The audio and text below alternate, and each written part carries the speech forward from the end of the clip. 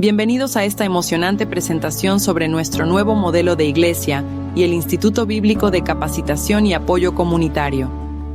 Nuestra visión es construir una comunidad de creyentes arraigada en la verdad del Evangelio, capacitada para discernir con sabiduría en un mundo lleno de desafíos. Nuestro Instituto Bíblico de Capacitación y Apoyo Comunitario es una plataforma destinada a edificar a nuestros hermanos en su fe y en su servicio a la comunidad. Nuestra visión es construir una comunidad de creyentes basada en la verdad y la autenticidad del Evangelio. Seguimos el ejemplo de Jesús, enfatizando el amor y el servicio como partes integrales de nuestra fe. Nuestro modelo incluye la adoración, el discipulado, el servicio comunitario y la capacitación bíblica. Adoramos a Dios en todo lo que hacemos, crecemos en la fe, servimos a nuestra comunidad y buscamos una edificación integral. El programa de carrera ministerial es esencial para cumplir con nuestra visión. Ofrecemos formación teológica, competencias laborales y consejería familiar. Comenzamos el 19 de mayo con clases presenciales, que luego pasarán a formato en línea, además de talleres prácticos y cursos de certificación. Te invitamos a unirte a nuestra visión. Inscríbete en los programas, involúcrate en los proyectos de servicio y comparte esta misión con otros. Que todo lo que hagamos, lo hagamos para la gloria de Dios.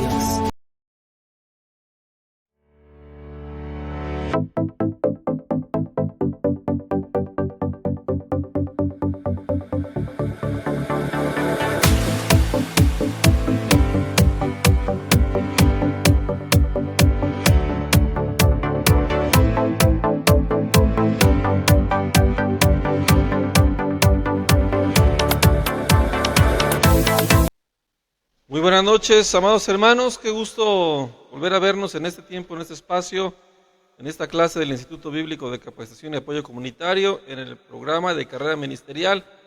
Y bueno, amados hermanos, vamos a continuar con nuestra exposición de la teología sistemática.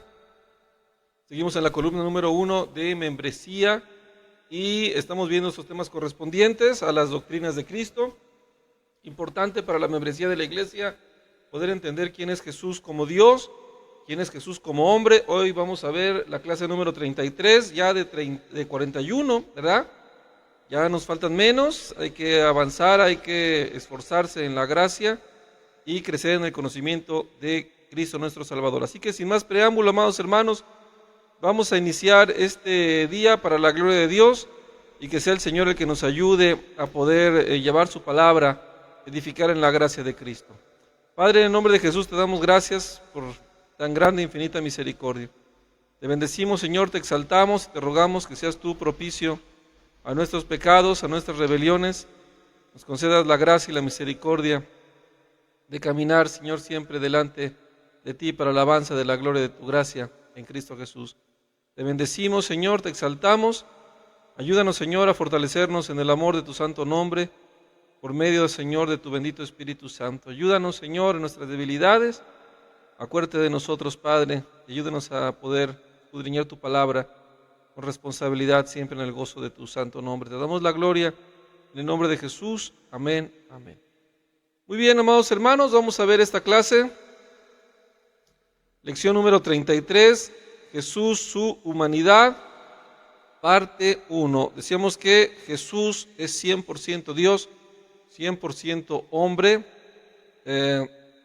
Todo esto de acuerdo a la revelación, cómo se revela el Señor, muy importante entender cómo se capta el mensaje de Dios. Primero, cómo se expresa el Señor a través de su palabra, es muy importante. Entonces, por eso decimos que el Señor en su palabra se expresa, nos muestra, se revela que Jesús es Dios 100%, ¿verdad? No hay alguna situación ahí humana, ¿no?, de entendimiento, que si de repente se muestra como uno, se muestra como el otro, es uno pero se muestra. Pero eso obviamente es entendimiento humano, filosofía animal, terrenal y diabólica. Pero la Biblia nos muestra la manifestación de los atributos de Jesucristo como el Señor y Dios, nuestro Dios verdadero. Y ahora vamos a ver también, en parte de la expresión de la palabra, de la expresión de la gracia para revelar a nosotros a Jesús como hombre. Esto para nuestro entendimiento, para nuestra salvación, y vamos a ver este tema. Lección 33, Jesús, su humanidad, parte 1. ¿Muy bien? Vamos a continuar, amados hermanos, vamos a iniciar. En los estudios anteriores sobre la deidad de Jesús se demostró que Jesús es Dios, el Hijo, la segunda persona de la Trinidad. Amén. El Señor Jehová, el Creador, sustentador y Rey de los cielos y la tierra.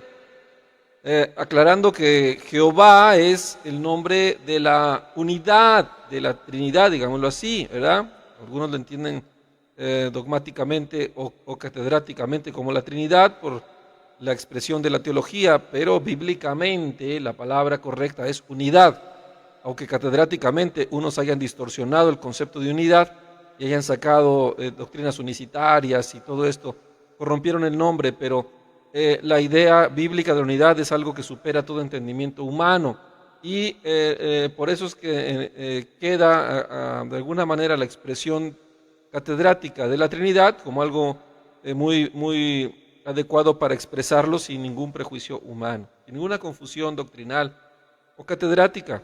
¿Okay? Por eso decimos que Jehová es el nombre de la unidad entre el Padre, el Hijo y el Espíritu Santo. Amén. Entonces, en este estudio veremos la humanidad de nuestro Señor Jesucristo. Vamos a ver. La segunda persona de la Trinidad, digámoslo así. La encarnación de Dios. La palabra encarnación, en más carne, obviamente, se refiere al acto de hacerse carne o asumir un cuerpo de carne. Con respecto a Jesucristo, la palabra significa que el eterno Hijo de Dios dejó su gloria en el cielo, ¿verdad? No estimó el ser igual a Dios como cosa que aferrarse, sino que se despojó a sí mismo, nació de una virgen y caminó en la tierra hecho completamente hombre. Esto es una realidad muy importante, hecho completamente hombre. No es que poseía un poder de su deidad, que él operaba aquí, no. Él vino. Él se despojó, no estimó el ser igual a Dios, no se aferró cuando Él se humilló tomando forma de siervo. Esto es importante, forma de siervo. Y esto nos da la definición, la palabra Filipenses 2. La forma de siervo se refiere precisamente a la forma que en realidad debe de tener el hombre. O sea, el hombre es un siervo de Dios. Esta es la definición de la humanidad, somos siervos de Dios. Esa es nuestra definición como personas. Nuestro propósito glorioso es servir al Señor. Decía Salomón que todo lo que el hombre tenía que hacer era guardar los mandamientos, temer a Dios, porque somos sus siervos. Y esta es la identidad que tenemos que tener como hijos de Dios, siervos de Dios. La humanidad está hecha para servir al Señor. Amén. Así está determinado. Esa es la gloria de Jesucristo en la restauración de las cosas eternas. Somos hechos para alabanza de la gloria de su carne, entonces, de su gloria, alabanza de la gloria de su gracia en Cristo Jesús. Amén. Nació de una virgen y caminó en la tierra hecho completamente hombre. Jesús es el eterno Hijo de Dios. Amén. Vamos a ver lo que dice este estudio.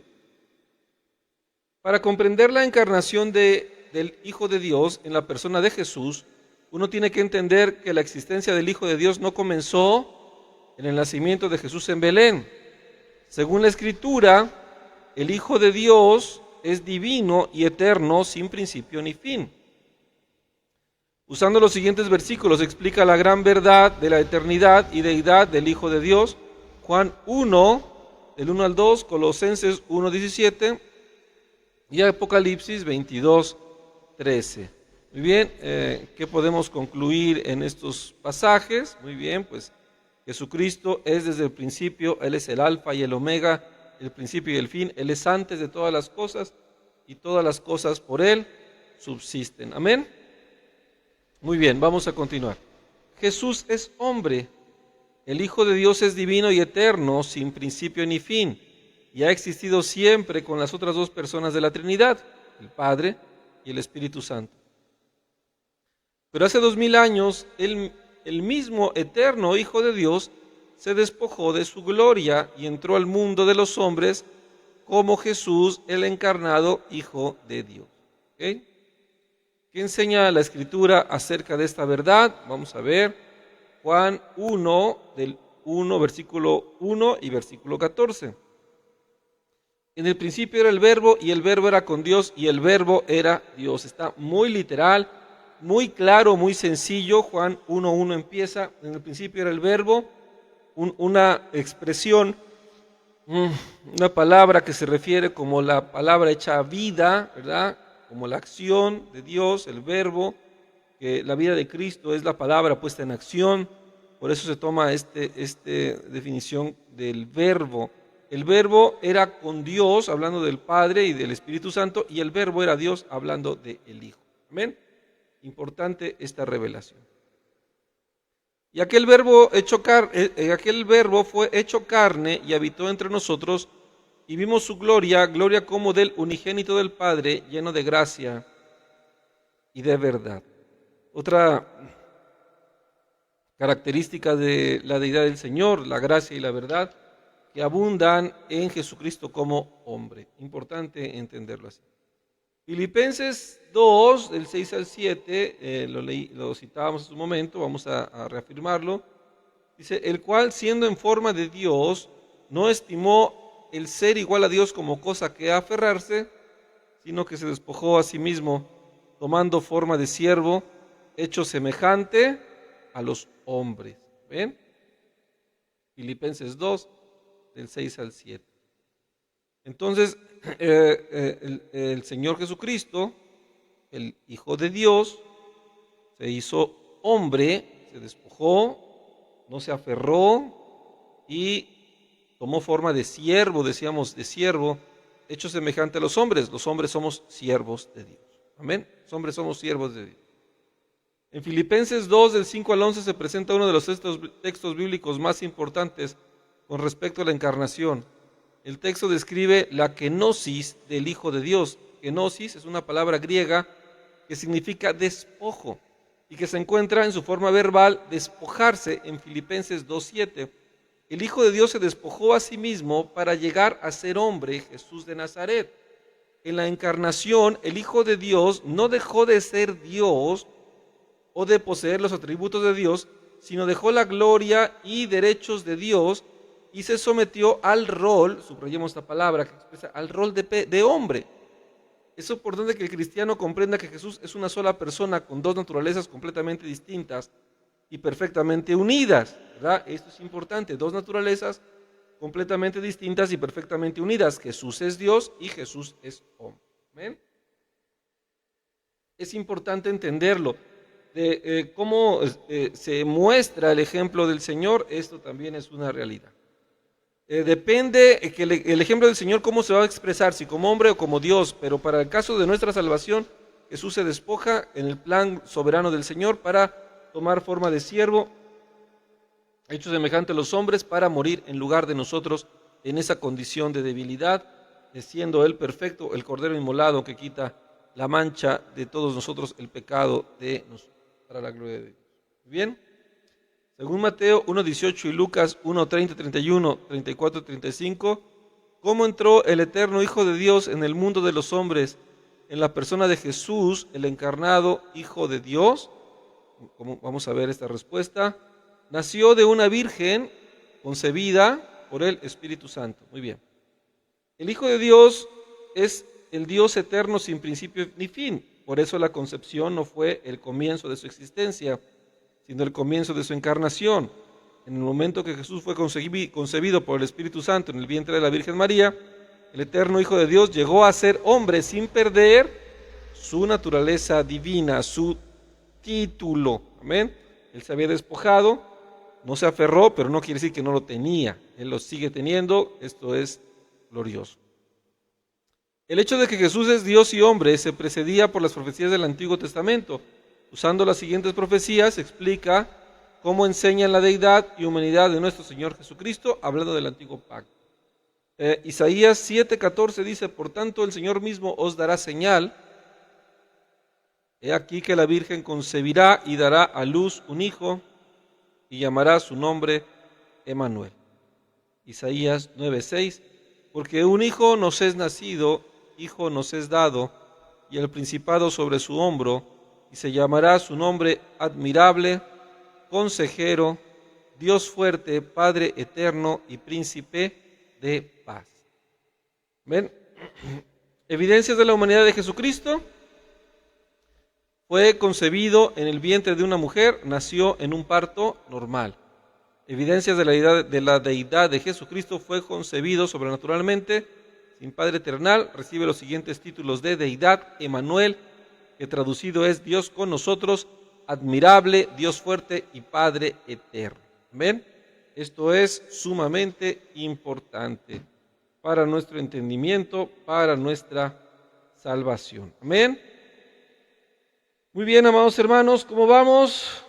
¿Todos vamos bien? Muy bien, vamos a saludar a los que ya están por ahí, ¿verdad?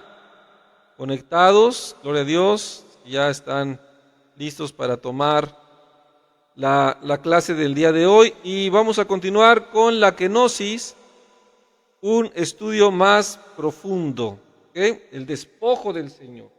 ¿Cómo es que el Señor se despoja? La kenosis. Vamos a verlo. Amados, miren, nosotros entendemos el propósito terrenal de Cristo y aprendemos mucho de nosotros. Acabamos de aprender que la humanidad está hecha para servir al Señor, como siervos. Todos estamos hechos para servir al Señor en el área que Él quiera, de la forma que Él quiera. Somos hechos para su gloria. Si le vamos a servir como Job, le vamos a servir como Jonás, le vamos a servir como José, vamos a servirle como Elías, como Moisés, no sabemos cómo quiere Él que le sirvamos. Él nos mostrará y nos guiará por el camino que tenemos que ir. Perdón, pero la realidad es que tenemos que servir al Señor. Nuestra vida, amados hermanos, debe de ser un propósito para la gloria de Dios. Debe de ser una oportunidad para mostrar la gloria de Dios a los hombres. Somos una herramienta para que Dios muestre su gloria. Así que podemos pasar muchos problemas, pero ten por seguro que esos problemas se van a solucionar para la gloria de Dios. ¿Bien? Para que Dios muestre su gloria en cómo cambiamos nuestro corazón, cómo terminamos nuestros días, cómo podemos entender las circunstancias de nuestra vida para ver su gloria. Y eso es muy importante. ¿Amén? Muy bien. En la encarnación, el Hijo de Dios no dejó de ser Dios o de poseer los atributos de Dios, sino dejó la gloria y derechos de Dios y se sometió al rol de hombre. En lo siguiente profundizaremos la kenosis y lo que significa en la vida de Jesús el Hijo de Dios. ¿Ven? El Hijo de Dios en gloria. ¿Qué enseña Filipenses 2:6 acerca del Hijo de Dios antes de su encarnación? Dice la palabra: el cual, siendo en forma de Dios, no estimó el ser igual a Dios como cosa ¿a qué? Aferrarse. Muy bien, esto es importante, esta humildad que el Señor tuvo, es una humildad. La humildad es despojarse. Miren, amados hermanos, ¿saben qué es lo que nos lastima como hombres? Precisamente lo contrario a la humildad. ¿Cuál es el problema en nuestras vidas? Es el orgullo, amados hermanos. El orgullo es el causante de nuestros problemas. No nos gusta humillarnos, ni nos gusta que nos humillen, ¿verdad? No nos gusta que nos humillen y no nos gusta humillarnos.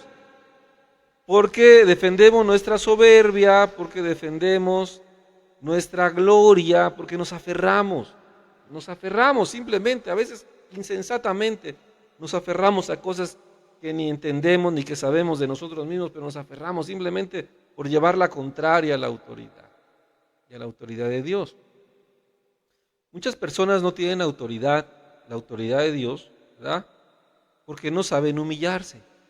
Y si no se humillan ante la autoridad que ven, pues menos se van a humillar ante la autoridad que no ven. Ese es el problema de nuestra vida, que no nos humillamos, o sea, que nos gusta tener el control. Nos gusta la preeminencia, nos gusta los primeros lugares, nos gusta que nadie nos moleste, no nos gusta que nos reprendan porque se daña nuestro orgullo, pero el Señor nos enseñó que como cristianos algo tenemos que tener muy entendido, como cristianos algo que tenemos que tener muy arraigado es el saber humillarnos. Muchos cristianos no sabemos humillar, nos cuesta todavía.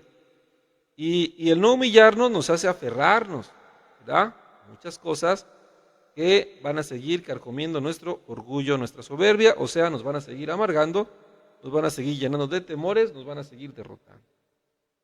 Entonces, no tenemos que estimar el ser igual a Dios como cosa que aferrarse.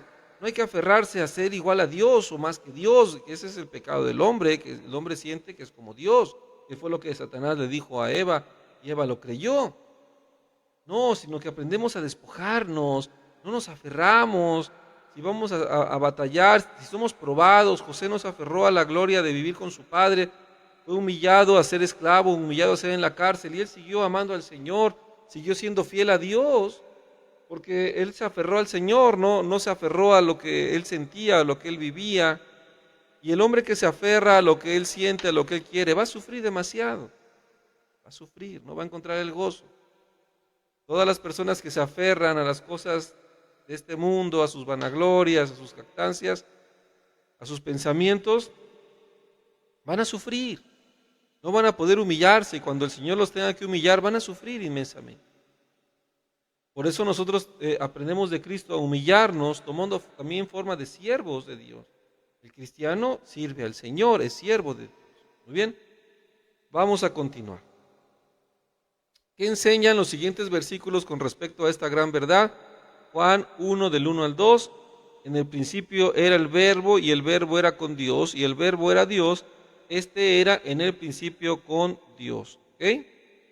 Juan 1:12, Juan 17:5, ahora pues, Padre, glorifícate tú al lado mío con aquella gloria que tuve contigo antes que el mundo fuese. La gloria del Señor ya estaba antes que el mundo fuese.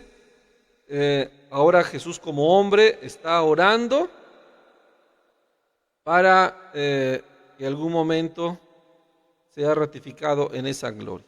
Muy bien. La humillación del Hijo de Dios, que enseña Filipenses 2, versículo 6, con respecto a la actitud del Hijo de Dios hacia su posición en gloria. Dice la palabra, el cual siendo en forma de Dios no estimó, ¿verdad? No amó, no consideró el ser igual a Dios como algo de decir, no, de aquí ya no me saca nadie. Ya no me saca nadie. El Señor sí nos saca, ¿no? O sea, no hay que estimar el creernos algo que no somos. Hay que ser muy sabios, muy prudentes y confiar en el Señor, de que Él tiene el control de nuestra vida, no nosotros. Muy bien. Filipenses 2, del 7 al 8 dice, ¿qué sucedió en la encarnación del Hijo de Dios? Dice que se despojó a sí mismo, tomando forma de siervo, hecho semejante a los hombres, y estando en la condición de hombre, se humilló a sí mismo, haciéndose obediente hasta la muerte y muerte de cruz. Entonces, esa humillación de la cual formamos parte, ¿a qué nos lleva? A obedecer hasta la muerte.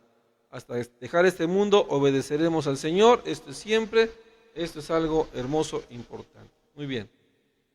Estudiando la humillación de Jesús, es necesario que volvamos a afirmar una verdad importantísima. En la encarnación, el Hijo de Dios no dejó de ser Dios o de poseer los atributos de Dios, sino dejó la gloria y el esplendor de Dios.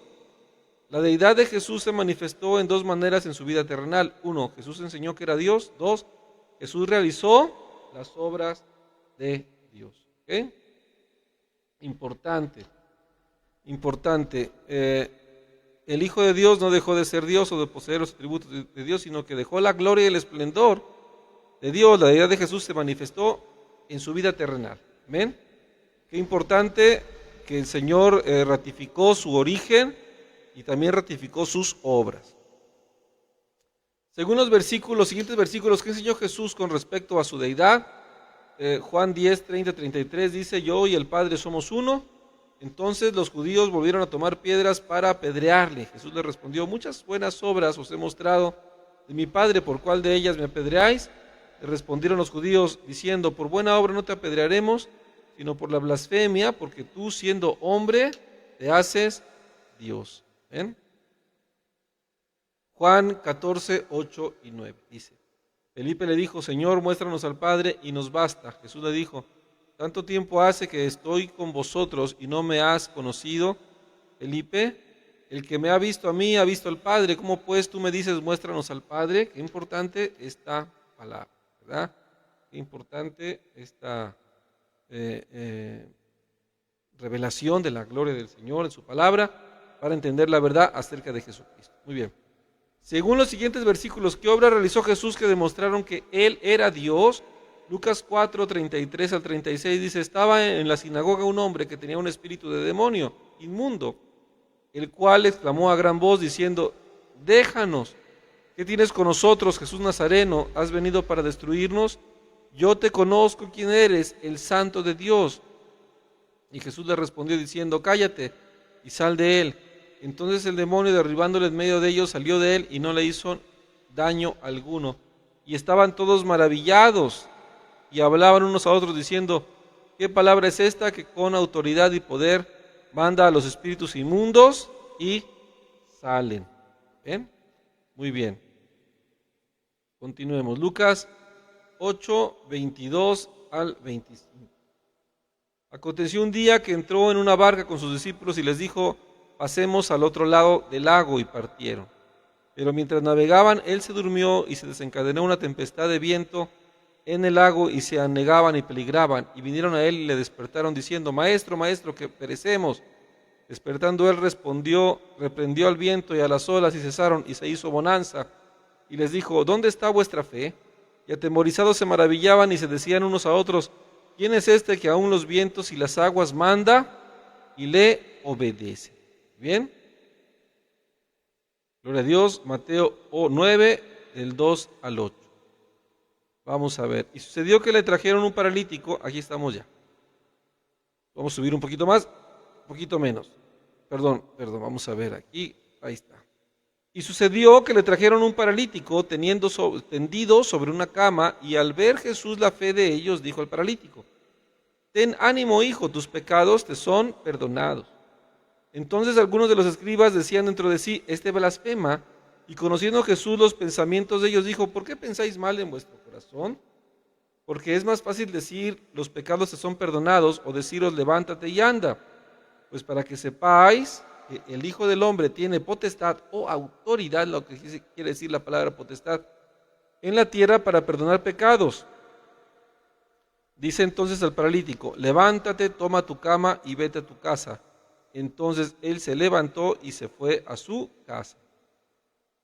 Y la gente al verlo se maravilló y glorificó a Dios, que había dado tal potestad a los hombres. Muy bien. Lucas 7, del 12 al 17. Cuando llegó cerca de la puerta de la ciudad, aquí que llevaban a enterrar a un difunto, hijo único de su madre, la cual era viuda, y había con ella mucha gente de la ciudad. Y cuando el Señor la vio, se compadeció de ella y le dijo: no llores. Y acercándose, tocó el féretro, y los que lo llevaban se detuvieron, y dijo: joven, a ti te digo, levántate. Entonces se incorporó el que había muerto y comenzó a hablar, y lo dio a su madre. Y todos tuvieron miedo y glorificaban a Dios, diciendo: un gran profeta se ha levantado entre nosotros, y Dios ha visitado a su pueblo. Y se extendió la fama de él por toda Judea y por toda la región de alrededor. ¿Okay? Continuemos. En la encarnación, el Hijo de Dios no dejó de ser Dios o de poseer los atributos de Dios, como vimos las clases pasadas, sino dejó la gloria y derechos de Dios y se sometió al rol de hombre, ¿verdad? ¿Qué nos enseñan los siguientes versículos acerca de Jesús y su sumisión al Padre como hombre? Juan 14, 28 dice: habéis oído que yo os he dicho: voy y vengo a vosotros. Si me amarais, os habría regocijado. Pero he dicho que voy al Padre, porque el Padre mayor es que yo. ¿Ven?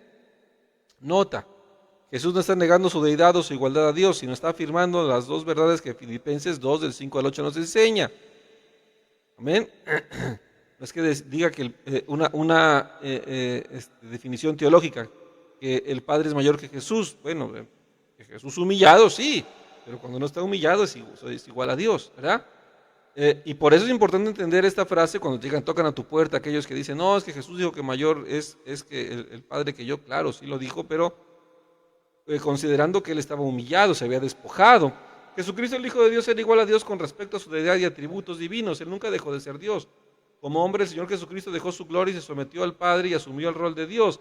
En ese sentido, el Padre era mayor que él. Los siguientes versículos demuestran esta verdad. Muy bien, vamos a ver lo que dice la palabra. Juan 4:34. Jesús les dijo, mi comida es que haga la voluntad del que me envió y que acabe su obra. Juan 6:38 dice, porque he descendido del cielo, no para hacer mi voluntad, sino la voluntad del que me envió. ¿De dónde descendió el Señor? Del cielo, ¿verdad? Importante, el que traspasó los cielos. Jesús del cielo para la tierra y de la tierra para el cielo traspasó. ¿Ven? Nadie más ha hecho eso. Juan 14:31, más para los que el mundo conozcan que amo al Padre y como el Padre me mandó, así hago, levantaos, vamos de aquí. ¿Ven? Filipenses 2, del 7 al 8, ¿hasta qué punto se sometió y obedeció el Señor Jesucristo al Padre? Muy bien, dice la palabra que se despojó a sí mismo, tomando forma de siervo, hecho semejante a los hombres, bien, y estando en la condición de hombre se humilló a sí mismo, haciéndose obediente hasta la muerte y muerte de cruz. Bien, muy bien, vamos a ver ya el último punto. Bien, la exaltación de Jesucristo, el Hijo de Dios. Sería imposible hacer un estudio sobre la encarnación y humillación del Hijo de Dios sin hablar de su exaltación posterior, importante. En los días de la vida terrenal, ¿qué pidió el Padre al Señor Jesucristo? Contesta según Juan 17:5. Bien, estaba pidiendo ser restablecido en la gloria que tenía al principio con el Padre. Es importantísimo, amados hermanos, para entender la doctrina de la encarnación de Jesucristo, el comprender su exaltación o su regreso a la posición de Dios. Ahora, Jesús regresa con el cuerpo que trajo, ¿verdad? No es que ese cuerpo ya nació y a la exaltación el cuerpo desaparece, no. Jesús ya este cuerpo ya no lo va a abandonar. Así permanece para la gloria de Dios, para Él ser primogénito de la resurrección nuestra, un cuerpo glorificado, un cuerpo que ya se muestra una diferencia, o sea, en visión entre el Padre y el Hijo, porque el Hijo ya se nota, el Cordero inmolado, junto al trono celestial, y esto es importante. Muy bien, vamos a continuar. Según Filipenses 2:9, ¿qué hizo Dios el Padre como resultado de la sumisión obediente a su Hijo Jesús? Muy bien, dice la palabra que Él lo exaltó, por lo cual Dios también le exaltó hasta lo sumo y le dio un nombre que es sobre todo nombre. ¿Qué enseña Filipenses 1 del 20 al 22 con respecto a esta verdad?